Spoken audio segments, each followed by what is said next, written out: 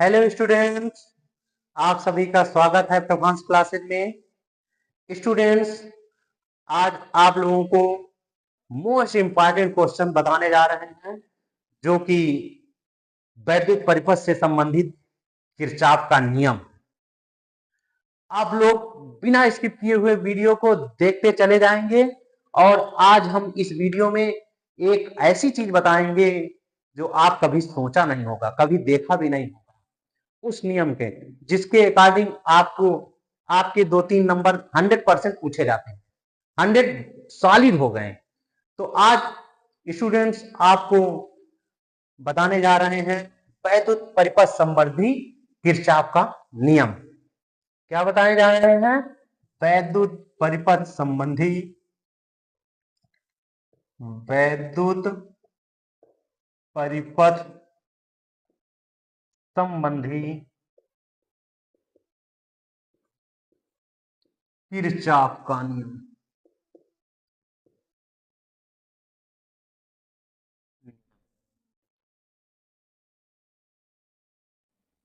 वैद्युत परिपथ संबंधी किरचॉफ के नियम, मेन टॉपिक यही है किरचॉफ का नियम क्या होता है, जिसे कहते हैं किरचॉफ लॉ। कहीं एनसीईआरटी में बताया गया किरचॉफ भी कहीं कहीं पर लिखकर आता है किरचॉफ का नियम, किरचॉफ का नियम। तो आप लोग मिस नहीं करना, किरचॉफ का नियम ही होता है। और ये 1742 ईस्वी में, सॉरी 1842 ईस्वी में किरचॉफ नामक वैज्ञानिक ने, सन 1842 ईस्वी में किरचॉफ नामक वैज्ञानिक ने वैद्युत परिपथ संबंधित 2 नियम प्रतिपादित किए। कितने नियम प्रतिपादित किए? 2 नियम प्रतिपादित किए। और उन नियमों जो दिए उन्हीं को कहा गया है वैद्युत परिपथ संबंधी किरचॉफ के नियम। कब दो स्टूडेंट्स, कब इसका प्रतिपादन किया गया है? सन 1842 ईस्वी में। किरचॉफ नामक वैज्ञानिक ने, कौन वैज्ञानिक? किरचॉफ नामक वैज्ञानिक ने किससे संबंधित? वैद्युत परिपथ से संबंधित 2 नियम प्रतिपादित किए। सन 1842 ईस्वी में किरचॉफ नामक वैज्ञानिक ने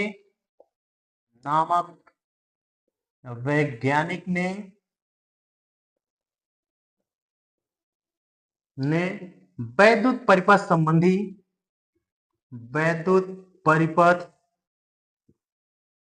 संबंधी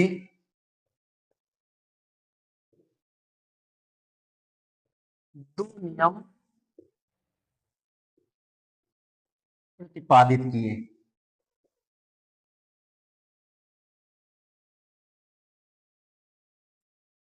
जो निम्नमत है।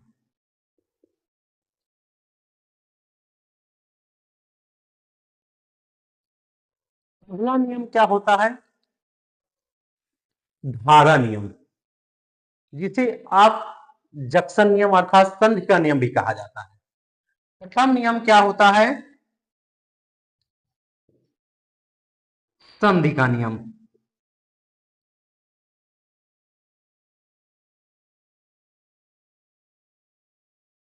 संधि का नियम, इस नियम को प्रथम नियम कहते हैं। प्रथम नियम कहते हैं, संधि का नियम होता है। और इसे क्या कहते हैं? धारा नियम भी कहते हैं। क्या कहते हैं? धारा नियम। ये होता क्या है स्टूडेंट? आप लोग वीडियो को लाइक एवं सब्सक्राइब जरूर करिए। बिना कुछ सोचे विचारे ही आपको लाइक एवं सब्सक्राइब करना है, क्योंकि आपको आज उस दुनिया में की चीज बताने जा रहे हैं जो कि 100% बोर्ड एग्जाम के लिए रखी मिलेगी। कुछ सोचने समझने की बात नहीं है। संधि का नियम होता क्या है? इस नियम के अनुसार बताया गया है, धारा का नियम या संधि का नियम, इस नियम के अनुसार क्या होता है? किसी भी संधि पर, संधि का मतलब होता है जंक्शन। जंक्शन कैसे होता है? जैसे ट्रेनों का जंक्शन होता है, अर्थात जो ट्रेनों का जंक्शन होता है, स्टेशन, जहां से हर एक जगह के लिए ट्रेनें मिल जाएं, रेलगाड़ियां मिल जाएं, उसी को कहा जाता है जंक्शन।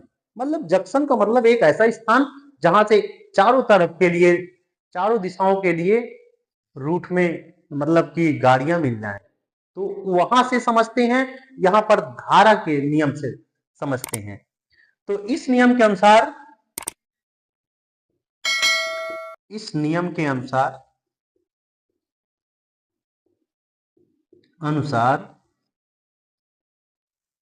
किसी भी संधि पर मिलने वाली, किसी भी संधि पर मिलने वाली वाली समस्त धाराओं का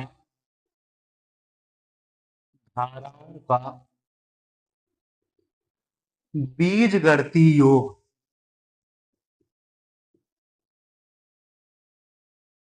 योग शून्य होता है।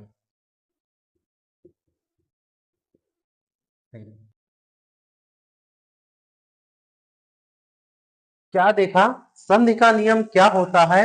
किसी भी संधि पर मिलने वाली समस्त धाराओं का बीजगणितीय योग शून्य होता है। स्टूडेंट्स ध्यान दीजिए कि सभी धाराएं किसी अगर एक स्थान पर मिलती हैं तो उनका योग क्या कर देगा? शून्य होगा। मान लेते हैं, माना एक ये फिगर हम बनाते हैं, ये फिगर है,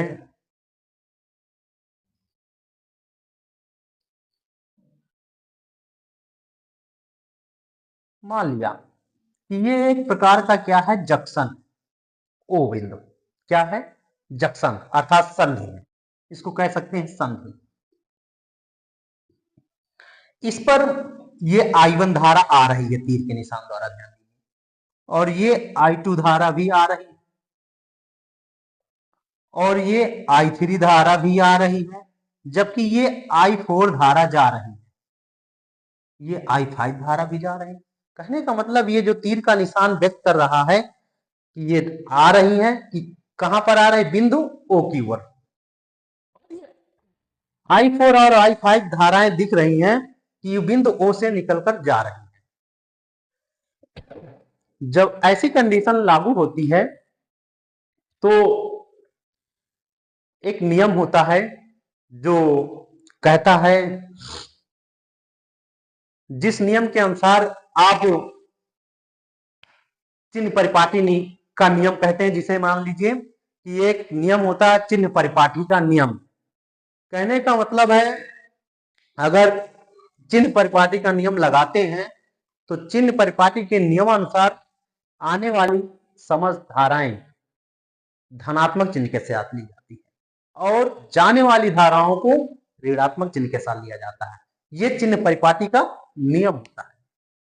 तो देखते हैं, मान लिया, माना I1, I2, I3 धारा संधि O की ओर आ रही है, और धारा I4, I5 संधि से दूर जा रही है।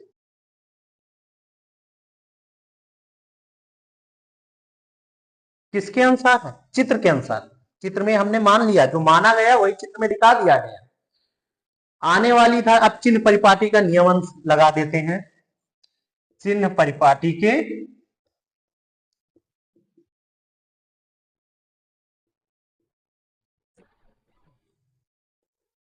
नियमानुसार,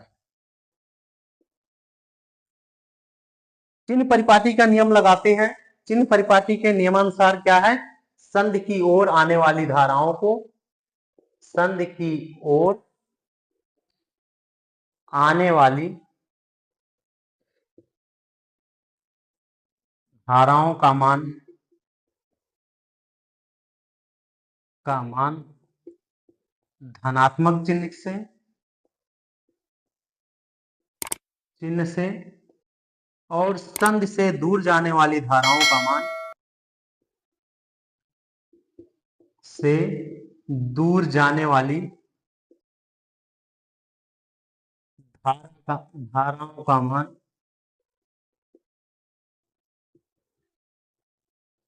ऋणात्मक चिन्ह से लिया जाता है।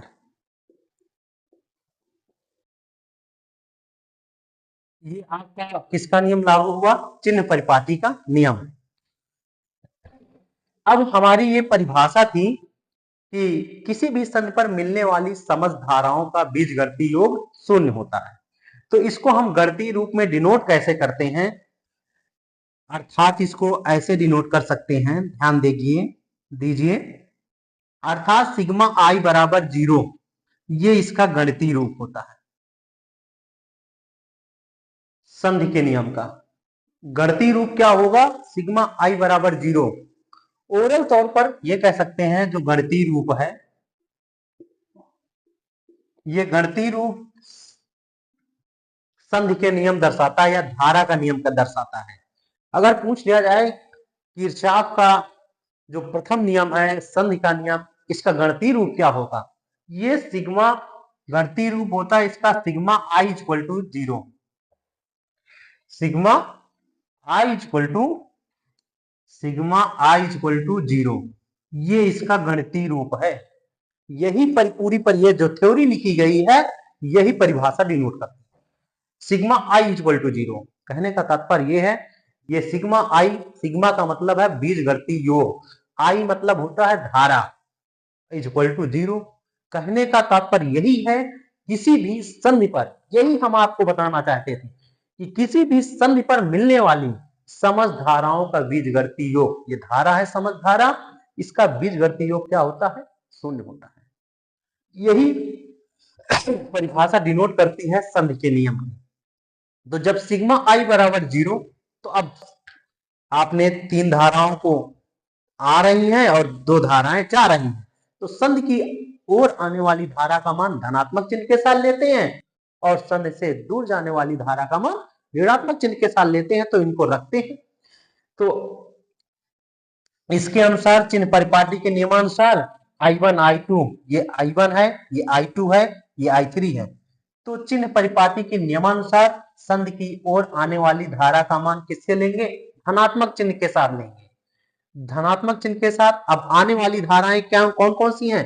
I1 और I2 और I3।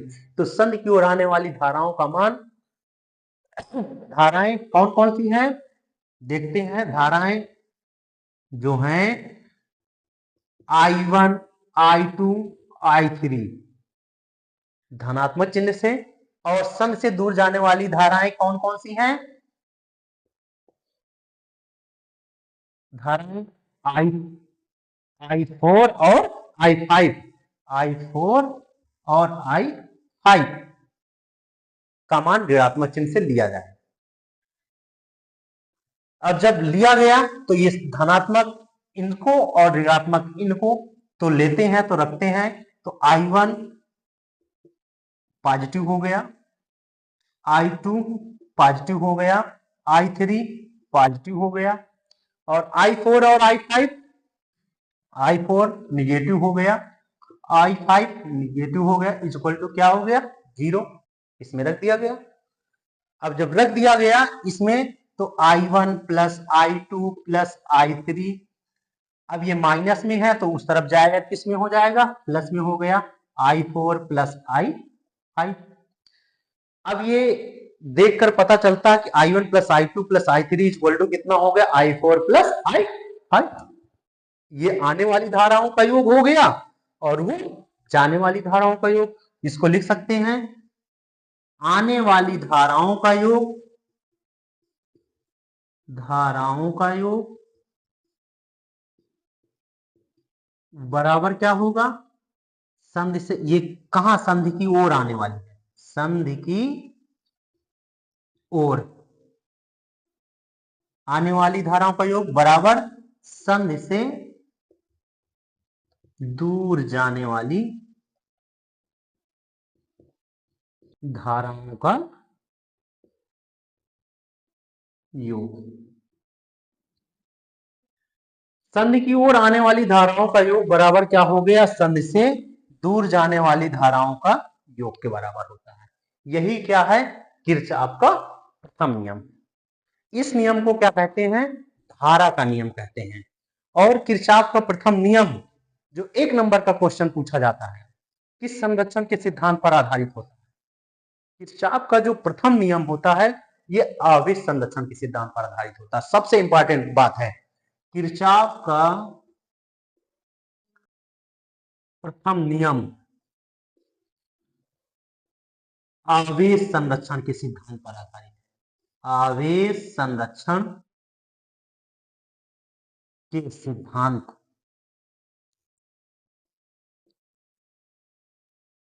पर आधारित है।